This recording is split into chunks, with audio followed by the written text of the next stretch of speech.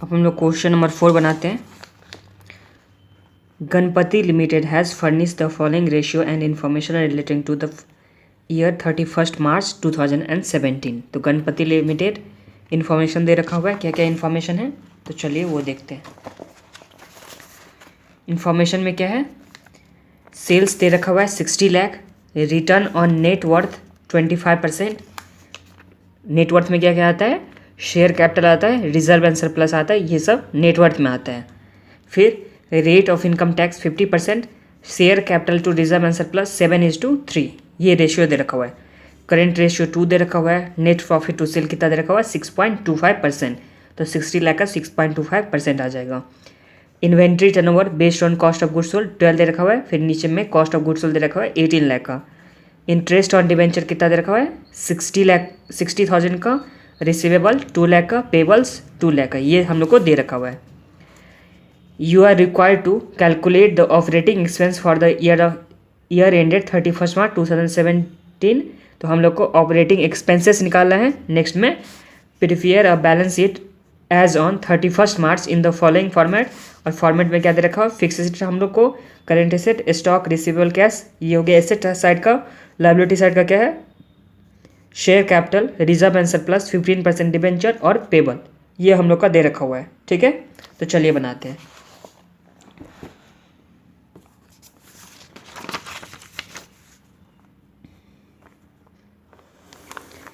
सबसे पहले balance sheet बना लेते हैं। बैलेंस शीट में क्या दे रखा हुआ था, फिक्स एसेट्स,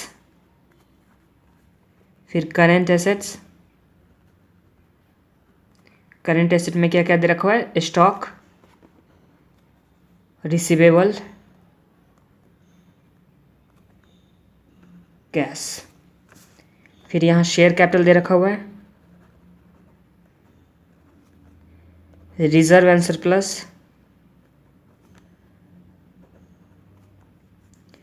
%15 डिवेंचर, पेबल्स, ये हम लोग का दे रखा है। इस तरह से हम लोग को क्या बनाना है, बैलेंस शीट बनाना है। तो बैलेंस शीट में हम लोग को पहले से क्या क्या मालूम है, रिसीवेबल कितने लाख का, 2 लाख का। पेबल्स कितने लाख का मालूम है, 2 लाख का, ये हम लोग को मालूम है।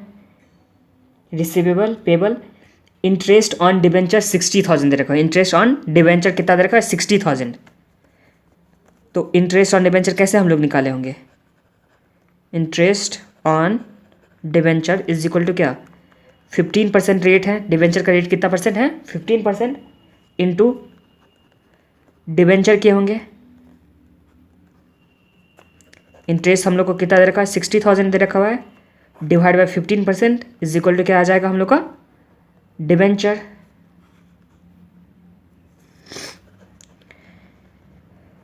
तो इस तरह से हम लोग का डिबेंचर कितना आ गया, 60,000 का कितना कर दिया, 60,000 इंटू 100 डिवाइड बाय 60। तो ये हम लोग का डिबेंचर कितने का आ गया, सॉरी 60,000 इंटू 100 डिवाइड बाय 15। तो हम लोग का डिबेंचर कितने का आ गया, 4 लाख का। डिबेंचर कितने का आ गया, 4 लाख का। तो यहाँ तक कोई प्रॉब्लम है। आगे क्या क्या इंफॉर्मेशन दे रखा हुआ है,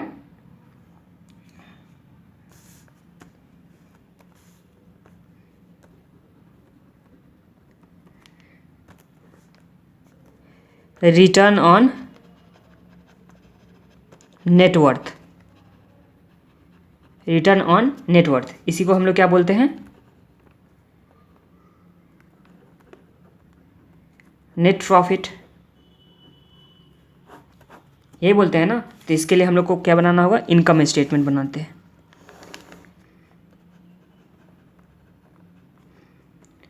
इनकम स्टेटमेंट,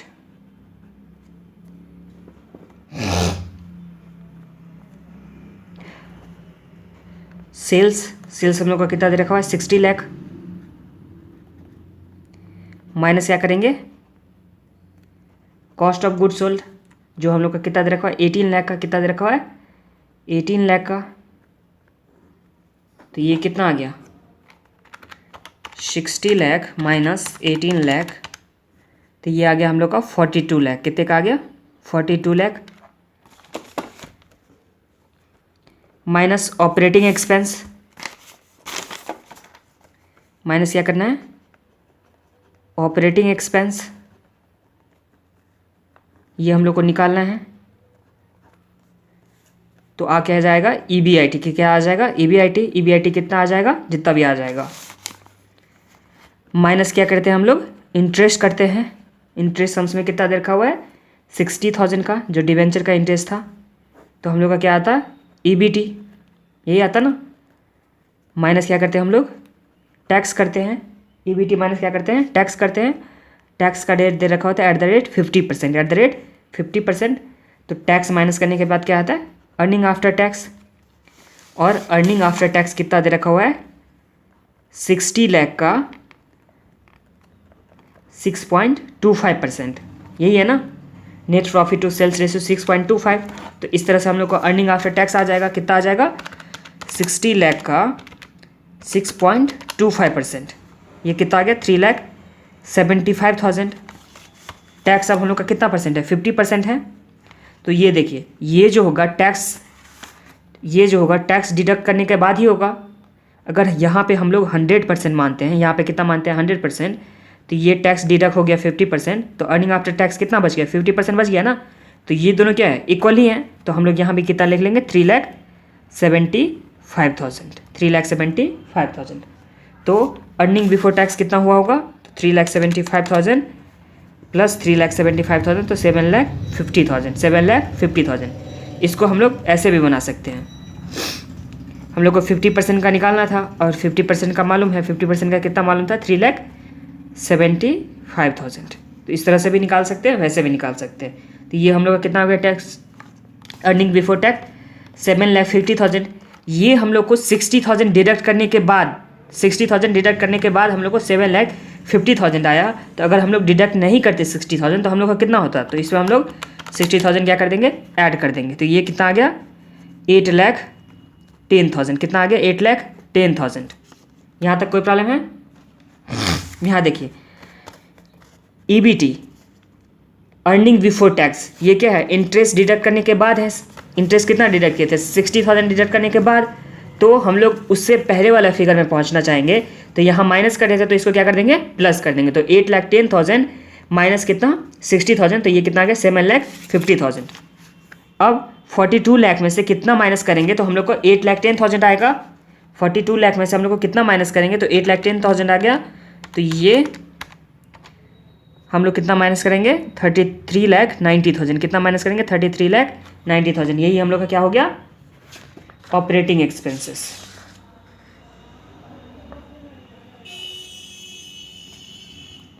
यही हम लोग का क्या हो गया, ऑपरेटिंग एक्सपेंसेस। अब ध्यान दीजिए, अब क्या दे रखा होता है, return on net worth. Return on net worth, ये क्या होता है, return on net worth, net profit एक तरह से बोलते हैं। रिटर्न ऑन नेटवर्थ, ये क्या होता है, नेट प्रॉफिट। नेट प्रॉफिट कितना दे रखा है, 3,75,000। और रिटर्न ऑन नेटवर्थ कितना हम लोग का दे रखा है सम्स में, 25%। और नेटवर्थ में क्या क्या इंक्लूडेड होता है, share capital plus reserve and surplus, यही इंक्लूडेड होता है ना।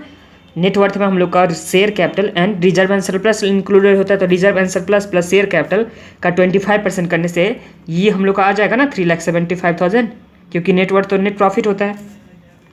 रिटर्न ऑन नेटवर्थ क्या होता है, नेट प्रॉफिट हो जाता है। तो share capital plus reserve and surplus, जिसको क्या बोलेंगे हम लोग, नेटवर्थ इज इक्वल टू क्या हो जाएगा, 3,75,000 डिवाइड बाई 25%। तो 3,75,000 डिवाइड बाई 25% किए तो कितना आ गया हम लोग का नेटवर्थ। नेटवर्थ हम लोग का कितना आ गया, 15 लाख आ गया। नेटवर्थ हम लोग का 15 लाख आ गया। अब इस नेटवर्थ में रेशियो दे रखा हुआ है 7:3, 7:3 दे रखा हुआ है। 7 दे रखा हुआ है शेयर कैपिटल टू रिजर्व, तो ये शेयर कैपिटल 7 में आ जाएगा, रिजर्व एंड सरप्लस कितना आ जाएगा 3 में। तो share capital is equal to कितना हो जाएगा, 15 लाख का 7:3, तो 7 बाई कितना कर देंगे, 10 कर देंगे। 7 + 3 कितना होता है 10, तो इसलिए हम लोग 10 कर दिए। 15 लाख इंटू 7 डिवाइड बाई 10, तो ये कितना आ गया 10,50,000। ये कितना आ गया 10,50,000। ये हम लोग का शेयर कैपिटल आ गया। तो रिजर्व एंड सरप्लस कितना आ जाएगा, रिजर्व एंड सरप्लस 15 लाख का 3/10। तो ये हम लोग का कितना आ गया 4,50,000। ये कितना आ गया 4,50,000। तो चलिए हम लोग लिख लेते हैं। शेयर कैपिटल आ गया 10,50,000 का, शेयर कैपिटल कितने का आ गया 10,50,000 का, और रिजर्व एंड सरप्लस आ गया 4,50,000 का। तो इस तरह से हम लोग क्या बैलेंस शीट का टोटल कर सकते हैं ना। तो बैलेंस शीट का टोटल कितना हो जाएगा 10,50,000 plus 4,50,000 plus 4 lakh plus 2 lakh. तो ये कितना आ गया 21 लाख। बैलेंस शीट का टोटल कितना आ गया 21 लाख। तो इधर भी कितना आ जाएगा 21 लाख। ये आ गया। अब हम लोग को सम्स में क्या दे रखा हुआ है, करेंट रेशियो।